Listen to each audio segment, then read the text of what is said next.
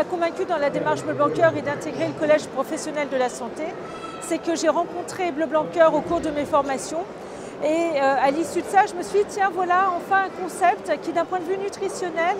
va me permettre d'expliquer et surtout de donner des filières intéressantes aux gens que je reçois en cabinet, en consultation, aussi bien qu'en entreprise,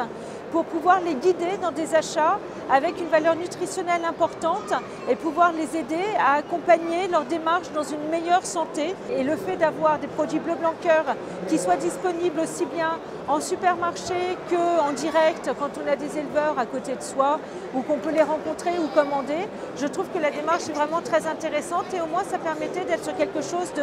concret et de pratique pour eux. On va avoir des aliments qui vont être à haute valeur nutritionnelle, c'est-à-dire que ça nous repositionne, nous, dans une filière où on est vraiment sur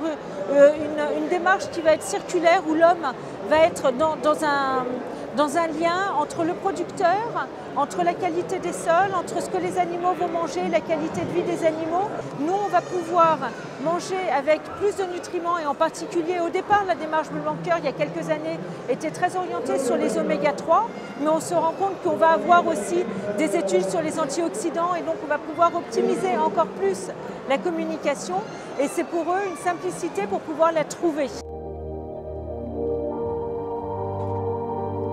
Physiologiquement, nous sommes faits pour consommer des protéines d'origine animale. Et à partir du moment où on va consommer ces protéines-là de façon équilibrée, je pense que le terme de flexitarien peut être un terme intéressant dans la qualité nutritionnelle et dans les apports protéiques qu'il faut mettre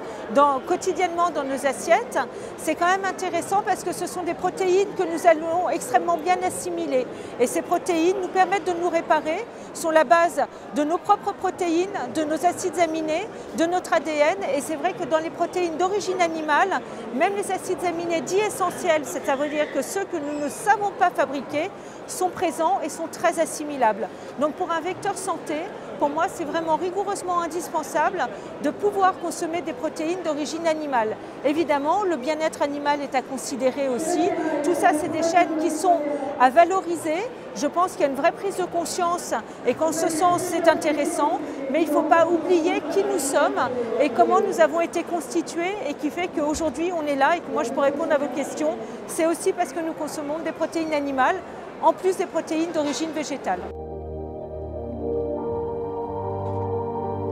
Ce qui est intéressant, c'est que la volaille naturellement est une volaille plutôt maigre et que là, par rapport aux acides gras qui seront en présence, tout en restant sur une qualité de viande plutôt maigre et intéressante d'un point de vue nutrition, au niveau nutrition pure et dure, surtout quand on cherche à faire attention à son hygiène de vie, à ses apports caloriques, etc., même si je ne suis pas une grande convaincue de la calorie, on va avoir une ration en oméga 3 plus importante que dans une volaille qui ne serait pas dans la démarche Bleu Blanc Cœur. Donc à ce titre, c'est intéressant d'en consommer, que ce soit des poulets, des dindes et en plus ça apporte une variété alimentaire qui est intéressante puisque le champ des possibles sur la cuisine même est vraiment très large et c'est des plats qui sont faciles à cuisiner.